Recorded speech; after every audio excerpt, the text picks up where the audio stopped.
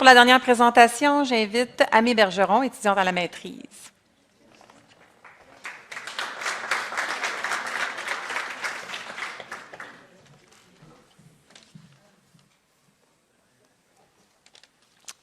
Alors, je ne sais pas pour vous, mais moi, je trouve que le projet de Pascal est vraiment intéressant.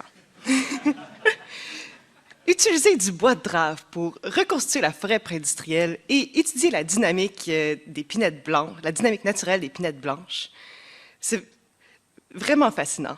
Mais je ne suis pas ici pour vous parler pendant 3 minutes de ma chère collègue et amie.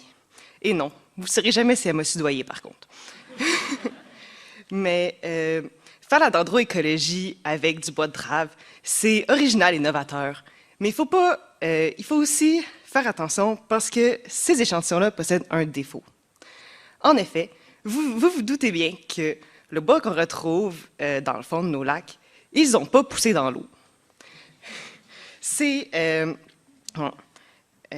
proviennent de différentes forêts éparpillées un peu partout le long du réseau hydrographique. Ils ont été coupés, puis jetés dans les rivières pour être acheminés aux usines par les draveurs. Bien sûr, ils ne se sont pas rendus à leur destination, mais avant de couler dans le fond de l'eau, ils ont parcouru quelques kilomètres, voire une dizaine ou une centaine de kilomètres. Bref, on ne sait pas d'où ils viennent.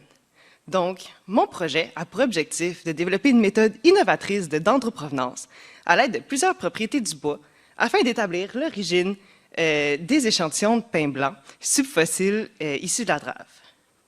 Pour ce faire, je vais aller échantillonner plusieurs peuplements en amont des lacs Ty et du Moulin au Témiscamingue, les lacs actuellement dédravés dont proviennent nos échantillons, pour analyser la largeur des cernes, la densité du bois, le profil des éléments traces et les isotopes du strontium.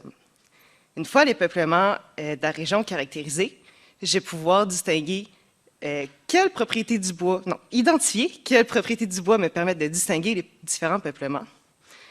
Il me suffira ensuite d'analyser ces mêmes propriétés sur des échantillons de bois de drave pour pouvoir les comparer à nos peuplements de la région et ainsi déterminer leur provenance.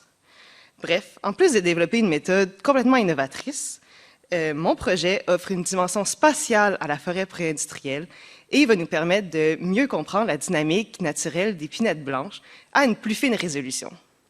En tout cas, qui aurait cru qu'un jour, je jouerais à chercher-trouve avec du bois de drave? Merci beaucoup. Alors, c'est ce qui termine le bloc 1. On se revoit dans 15 minutes. C'est le temps d'aller chercher un café et de discuter. Merci.